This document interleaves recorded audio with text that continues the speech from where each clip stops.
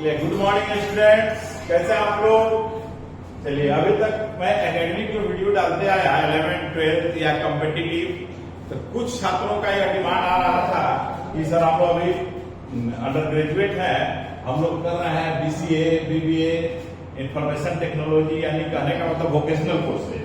तो vocational courses में भी जो इंग्लिश प्रिस्क्राइब है ऑल ओवर इंडिया, ये नहीं कह रहे कि सिर्फ बिहार में, ये कोर्सेज जहां भी प्रिस्क्राइब है उसमें इंग्लिश लैंग्वेज सेमेस्टर 1 और सेमेस्टर 2 में है नहीं, तो उसमें लिटरेचर के अलावा जो पोर्शन है उसको मैं अभी डिस्कस करूंगा, क्योंकि लिटरेचर जो है कि डिफरेंट यूनिवर्सिटीज में अलग अलग टॉपिक्स दिए हुए हैं, शॉर्ट स्टोरी और पोएम्स है, और ये जो है कि कॉमन है जो कि ग्रामर सेक्शन से आता है और राइटिंग सेक्शन से आएगा, जिसको हम लोग डिस्कस करें। इसमें प्रेसी राइटिंग आएगा और ग्रामर में जैसे कि डू एज डायरेक्टेड। आप लोग के क्वेश्चन पेपर में क्या लगेगा, क्वेश्चन दिया हुआ रहता है और ब्रैकेट में लिखा हुआ रहता है कि आपको करना क्या है। तो उसमें देखिए, कहीं पर पैसिव वॉइस है, कहीं पर सिंथेसिस है, तो कहीं पर नरेशन है, तो कहीं पर वॉइस है, कहीं पर डिग्री है। इस तरह के क्वेश्चन आप लोगों से पूछे जाते हैं। तो उन्हीं क्वेश्चन के साथ मैं आया हूं। ये जितने भी क्वेश्चन दिए हुए हैं ये किसी न किसी यूनिवर्सिटी में पूछे गए, ठीक है। तो अब देरी नहीं करते हुए हम लोग शुरू करते हैं, और आप लोग एंजॉय कीजिए और इसको मनन कीजिए और अच्छे से अच्छे आप अपने परीक्षा में पाए, ठीक है। तो देखिए, डू एज डायरेक्टेड, यानी जैसा डायरेक्शन दिया हुआ है वैसा आपको करना है इस क्वेश्चन के साथ। तो पहला क्वेश्चन है, he learned the alphabet before he could read। ये एक सेंटेंस है और क्या दिया हुआ है कि चेंज इनटू पैसिव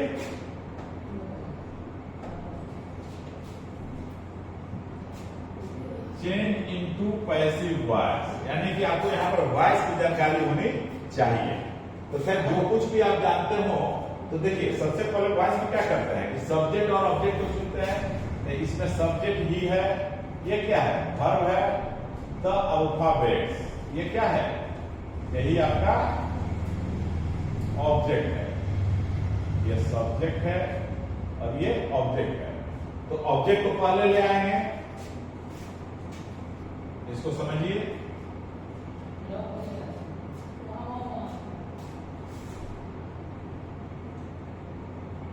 इसको समझिए कि द अल्फाबेट को पहले लाएंगे, तो हो जाएगा द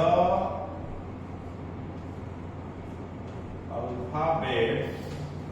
नहीं, अब यह हो गया प्लूरल, यहां सिंपल पास्ट टेंस में। तो सिंपल पास्ट टेंस में जब रहता है तो वहां पर ऑक्सिलरी वर्ब हम लोग वाज वर्ब का प्रयोग करते हैं। तो यहां पर क्या हो जाएगा, द अल्फाबेट वर्ब, वहां मेन वर्ब का तीसरा रूप आएगा, यानी लर्न ही रह जाएगा, क्योंकि V2 भी लर्न है और V3 भी लर्न है। उसके बाद बाई प्लस ऑब्जेक्ट, यानी बाई ही। अब प्रश्न उठता है कि ये जो बिफोर ही कुड रीड जो दिया हुआ, इसको क्या करें, तो इसको ज्यों का त्यों अंत में लिख देंगे। तो क्या हो जाएगा, बिफोर ही कुड रीड, यही आपका आंसर हो जाएगा, कोई दिक्कत नहीं। अब देखिए दूसरा सेंटेंस क्या है कि combine the two in one sentence. अब दो सेंटेंस दिया हुआ है, क्या दिया हुआ है कि यू आर ड्रंक, पहला है कि यू आर ड्रंक, तुम पिए हुए हो, दैट एग्रीवेट्स योर ऑफेंस। नहीं, तुम्हारे ऑफेंस को क्या करता है, एग्रीवेट करता है, यानी बढ़ाता है। तो अब इसको दोनों को जोड़ना है और एक सेंटेंस करना है। तो अब हम लोग क्या करेंगे, जब सब्जेक्ट क्या बनाएंगे, यह बात कि तुम पिए हुए हो वही तुमको, तुम्हारे ऑफेंस को एग्रीवेट करता है। तो हो जाएगा इसका आंसर होगा, देखिए यहां पर, द फैक्ट दैट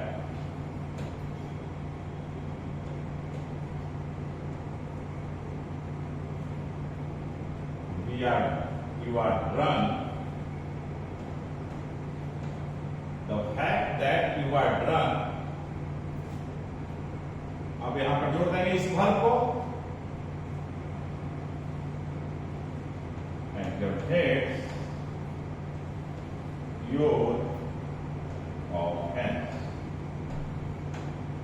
अब देखिए, अब यहाँ पर एक फुल स्टॉप हो गया, यहाँ पर 2 सेंटेंस था और यहाँ पर 1 सेंटेंस हो गया, कंबाइन हो गया दोनों सेंटेंस एक में, तो ये आपका सही आंसर इसका होगा। ठीक है, ये सिंथेसिस चैप्टर में पढ़ा जाता है। हालांकि अगर आप लोग हमारे ये जो भी लेक्चर आपको दे रहे हैं, अगर आपको पसंद आती हो तो इसको लाइक कीजिए, शेयर कीजिए। ठीक है, पहले तो सब्सक्राइब कर लीजिए, लाइक कीजिए और शेयर कीजिए, क्योंकि आप लाइक करेंगे तो हम और टॉपिक वाइज आपको डालेंगे वीडियो, क्योंकि आपके लाइक से हमको ये पता चलता है कि हाँ आपको समझ में आ रहा है या पसंद कर रहा है जो भी हम बतला रहे हैं। तो जैसे कि अब यहाँ पर एक रूल पर आ गया तो पैसिव वॉइस बना दिए, उसी तरह से यहाँ कॉम्बिनेशन आ गया एक सेंटेंस, तो आप कंबाइन करके आपको बता दिए, तो यही सेंटेंस तो आपके एग्जाम में रहेगा नहीं। तो हम synthesis, active passive voice, direct indirect, सब अलग अलग टॉपिक पर सारे रूल्स के साथ आएंगे। जितने अधिक आप शेयर करेंगे और लाइक करेंगे, लाइक करने से मेरा उत्साह बढ़ेगा और मैं और बेहतर वीडियो आपको डालूंगा और टॉपिक वाइज डालूंगा। ये सब अलग अलग टॉपिक से है जो कि आपके सिलेबस में है, लेकिन अब तो ये आपको क्वेश्चन डिस्कस करेंगे, किस तरह के क्वेश्चन आपको पूछे जाते हैं पहले ये समझ लीजिए, उसके बाद सबको हम टॉपिक वाइज भी अलग अलग लेक्चर डालेंगे। करेंगे, आगे चलते हैं, जरा देख लीजिए। अगला सेंटेंस है I do not know the way. Do you, देखो यहाँ पर कॉमा हो जाएगा, कॉमा हो, do you note of interrogation, he asked me, उसने मुझसे पूछा कि मैं रास्ता नहीं जानता, क्या तुम जानते हो, डू यू। तो अब इसको हमको क्या करना है, नरेशन बनाना है, यानी ये डायरेक्ट स्पीच है, इसको इनडायरेक्ट में ले जाना है। तो डायरेक्ट से इनडायरेक्ट नरेशन बनाने के सारे रूल्स को आपको जानना होगा, तभी आप बना पाएंगे, अदरवाइज नहीं बना पाएंगे। तो वो तो खैर अगर आप पढ़े होंगे तो बनाइए और देखिए मैं बता रहा हूं क्या होगा। तो ही आस्क्ड मी, क्या हो जाएगा, देखिए यहां पर ही आस्क्ड मी, वेदर, क्योंकि डू यू का इंट्रोगेटिव सेंटेंस है, तो हो जाएगा कि डू इफ या वेदर, दोनों में से किसी एक को कंजंक्शन के रूप में लगाएंगे और ये कॉमा इन्वर्टेड कॉमा सा बढ़ जाएगा, क्योंकि यह रिपोर्टिंग क्लाउड है और यह आगे जो रिपोर्टेड स्पीच को हम लोग चेंज कर रहे हैं, या रिपोर्टेड क्लाउड यूज कहा जाता है। तो ही आस्क्ड मी इफ या वेदर, क्या हो जाएगा, बोलिए, आई न्यू द वे। यहां यू है, तो यू किसके अनुसार बदलता है, सन फॉर्मूला आपको याद होगा, सब्जेक्ट ऑब्जेक्ट नो चेंज, तो यू बदलेगा किसके अनुसार, ही आस्क्ड मी, ऑब्जेक्ट के अनुसार। तो मी ऑब्जेक्ट है, तो मी के अनुसार यहां क्या हो जाएगा, आई। इफ आई ये सिंपल प्रेजेंट में है तो सिंपल पास्ट में हो जाएगा, आई न्यू द वे, इसका इनडायरेक्ट ये होगा। ठीक है, अभी अगर आपको नहीं भी समझ में आ रहा होगा तो आगे जब हम डायरेक्ट इनडायरेक्ट स्पीच के सारे रूल्स को डिस्कस करेंगे, उसके बाद आप खुद को खुद बनाने लगेगा। लेकिन यहाँ पर जो क्वेश्चन है उसका आंसर आपका क्या होगा, ही आस्क्ड मी इफ या whether I knew the way, और यहाँ हो जाएगा फुल स्टॉप, क्योंकि यह इंट्रोगेटिव सेंटेंस है। जब यह बनेगा इनडायरेक्ट तो क्या हो जाएगा, असर्टिव हो जाएगा। ठीक है, इतना भर तो जानते होइएगा। एनीवे, अब आगे देखिए, this work will have to be finish by tomorrow. देखिए,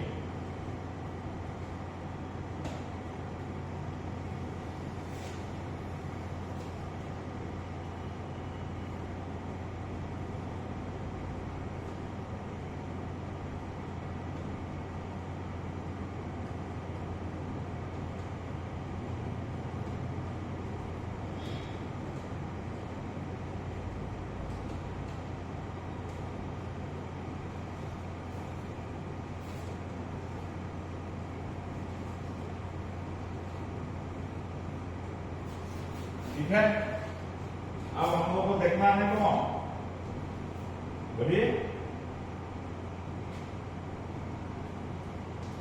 क्वेश्चन नंबर डी।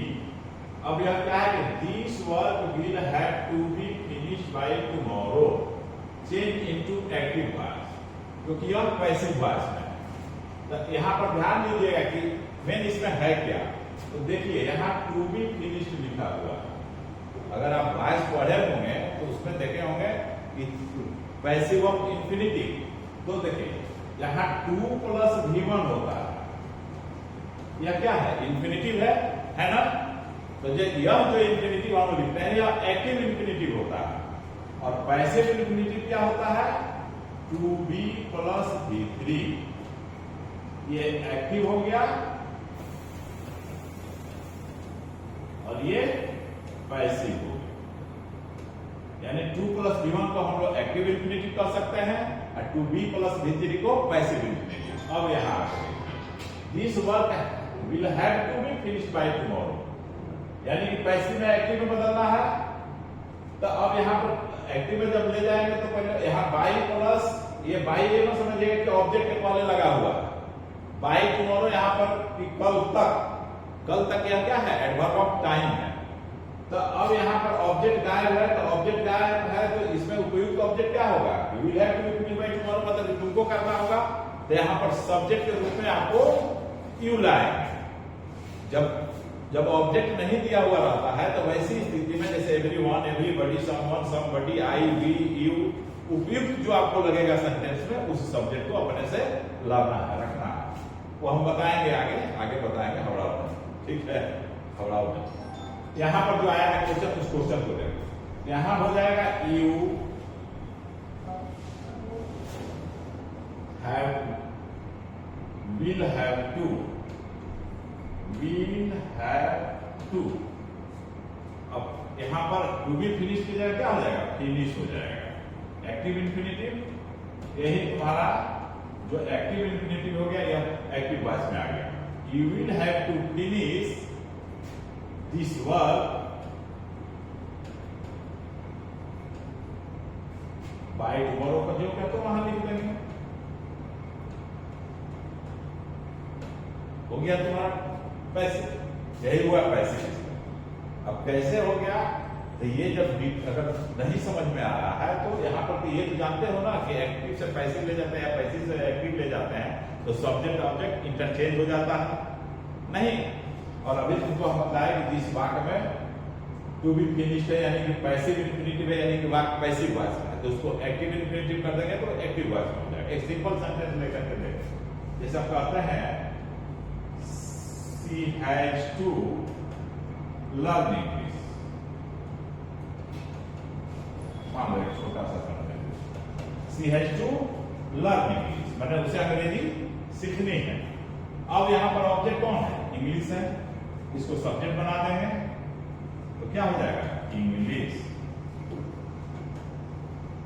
ये वर्ब है तो यहाँ पर ये इंग्लिश के लिए हैज ही आएगा। अब ये टू लर्न है तो इसका ये एक्टिव इंफिनिटिव है तो इसको क्या कर देंगे, पैसिव में बदल देंगे तो क्या आ जाएगा, टू बी प्लस V3। ये हैज टू बी, अब यहाँ लर्न की जगह क्या हो जाएगा, लर्न, अब बाई लर्न हो गया। तो कोई भी इंफिनिटिव हो, एक्टिव हो तो पैसिव में ले जाएंगे तो इस तरह से हो जाएगा, और पैसिव में है तो एक्टिव में ले जाएंगे तो इस तरह से हो जाएगा। बाकी जो बाइस का रूल है कि सब्जेक्ट को ऑब्जेक्ट, ऑब्जेक्ट को सब्जेक्ट बनाते हैं तो उस तरह से बना लेना, कोई दिक्कत नहीं। तो चलो अब आगे देखते हैं हम लोग। अगला सेंटेंस है ई। समझो इसी तरह से क्वेश्चन पूछा जाएगा तुम लोग, जो इतने दिन से कंफ्यूज है, कोई फोन कर करके, कोई मैसेज करके ये पूछते रहते हो कि सर हम लोग का इंग्लिश में किस तरह से क्वेश्चन पूछता है। खास करके ये BCA BBA यानी वोकेशनल कोर्स वाले जो इंग्लिश जानना चाहते हैं, देखिए आप लोगों से इंग्लिश का क्वेश्चन इस तरह से पूछा जाएगा, ठीक है। अब देखिए, this boy is the cleverest of all. The cleverest कौन सा डिग्री है, सुपरलेटिव डिग्री है। तो यहां दिया हुआ है कि चेंज इनटू कंपैरेटिव, अब इसको कंपैरेटिव में बदलना। तो ये ट्रांसफॉर्मेशन, ये सारा जो है कि ट्रांसफॉर्मेशन चैप्टर के अंतर्गत आता है। तो positive degree, comparative degree, superlative degree आपको जानना होगा। तो यहां पर आप समझ लीजिए कि क्लेवरेस्ट ऑफ ऑल, एक सेंटेंस लेकर के थोड़ा सा आप लोग को हम बतला देते हैं, इसको समझना आप लोग को जरूरी है। देखिए सुपरलेटिव दो होता है। एक हम कहते हैं जैसे आपका सेंटेंस था कि he is the cleverest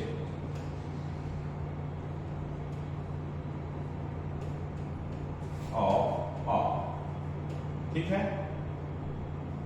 तो सभी में क्या है, सबसे ज्यादा चालाक है। अब हम कहेंगे कि he is the cleverest student in the class। इसका भी मीनिंग क्या होगा, तो क्लास में सबसे चालाक लड़का है। हम कुछ समझाना चाह रहे हैं इस पर कि कैसे बनेगा, कि दो तरह से देखना होगा। अब एक सेंटेंस दे देते हैं कि he is one of the cleverest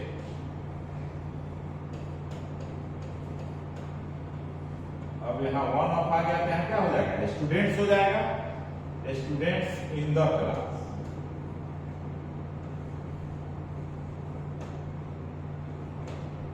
ठीक है। तो अब ध्यान दो, he the cleverest of all, the cleverest student in the class, one of the cleverest students in the class. तो हम यहाँ पर नाउन लगा दें, यहाँ पर नाउन नहीं दिया हुआ, बस यही अंतर है ये दोनों सेंटेंस में। तो यहाँ जब नाउन नहीं दिया हुआ, इट मीन्स कि क्या है, एक ही आदमी है जो ही है। तो अब यहाँ नाउन एक दे दिए, इसका मतलब है कि एक सुपरलेटिव इसमें कौन है, ही है। लेकिन दूसरा सेंटेंस देखो, he is one of the cleverest students in the class, यानी क्लेवरेस्ट स्टूडेंट्स का मतलब हो गया कि क्लेवरेस्ट की संख्या एक से अधिक है, उसमें से वह एक है। समझ में आ रही है कि नहीं? यहाँ है कि वह सबसे क्लेवर नहीं, और यहाँ है कि सबसे क्लेवर जो है कि एक ही नहीं, 5-6 आदमी है, यानी कहने का मतलब है कि एक से अधिक है। तो जब एक से अधिक है तो यहाँ पर सुपरलेटिव प्लूरल हो गया। तो इसको बनाने का तरीका अलग है और इसको बनाने का तरीका अलग होगा। अब तुम लोग गलती क्या करते हो कि इसका नियम इसमें लगा देते हो और इसका नियम इसमें लगा देते हो। तो तुम तो खैर विद्यार्थी हो, कुछ हमने देखा है कि कुछ शिक्षक भी इसको उल्टा करके बताते हैं, इसका नियम इसमें और इसका नियम इसमें। मैं नाम नहीं लूंगा, ठीक है, लेकिन हाँ, इस पर शिक्षक को भी ध्यान देनी चाहिए और तुम लोगों को तो विशेष रूप से ध्यान देनी चाहिए। तो ये बनेगा अलग तरीका से, ये बनेगा अलग तरीका से।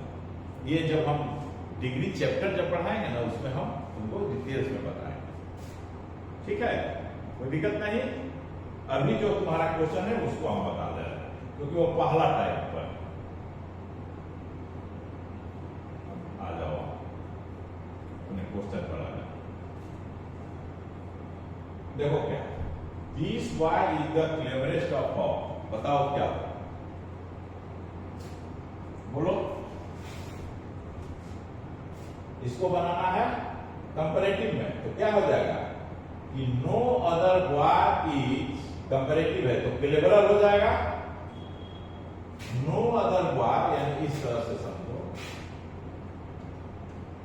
कि नो अदर बॉय इज, अब इसको कंपैरेटिव में बदलना है,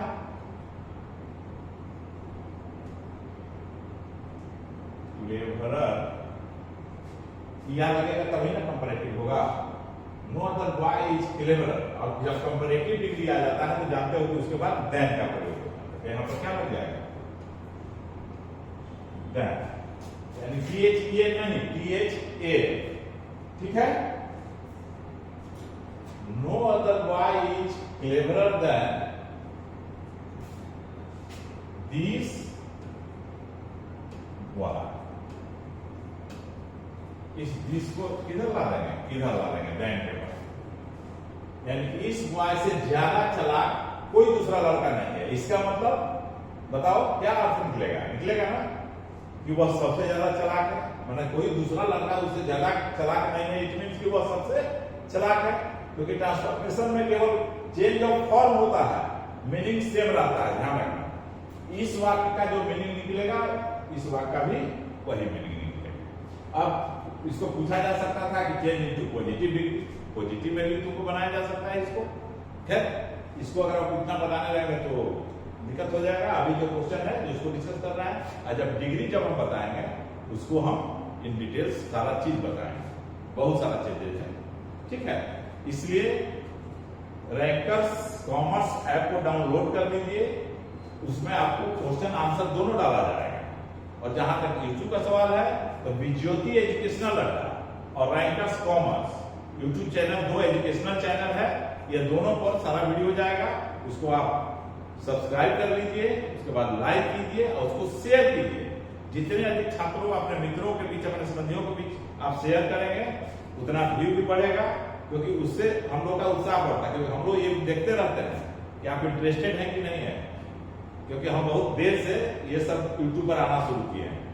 बहुत दिनों से, कोरोना के समय से ही छात्र फोन करते थे, लेकिन टेक्निकली उतना इम्प्रूव हम लोग नहीं थे, इसलिए हम लोग नहीं दिए। लेकिन अब धीरे धीरे दे रहे हैं, तो आप लोग जितना फास्ट इसको बढ़ाइए, देखिएगा बहुत एक से एक वीडियो आपको मिलेगा। बहुत छात्र कहते थे सर इस बुक को, हमारी एक परफेक्ट कॉम्पिटिटिव इंग्लिश बुक भी आती है जो ऑल ओवर इंडिया चलती है, जो कि कंपटीशन के पॉइंट ऑफ व्यू से, लेकिन नहीं, उसमें BCA BBA के भी चीज डाले गए हैं, तो उसको आप परचेज कर लीजिए, उससे भी आप पढ़ सकते हैं और उसको तो हम डिस्कस करेंगे। Okay, that's all today. कोई दिक्कत नहीं, चलिए अच्छी बात है, बाय।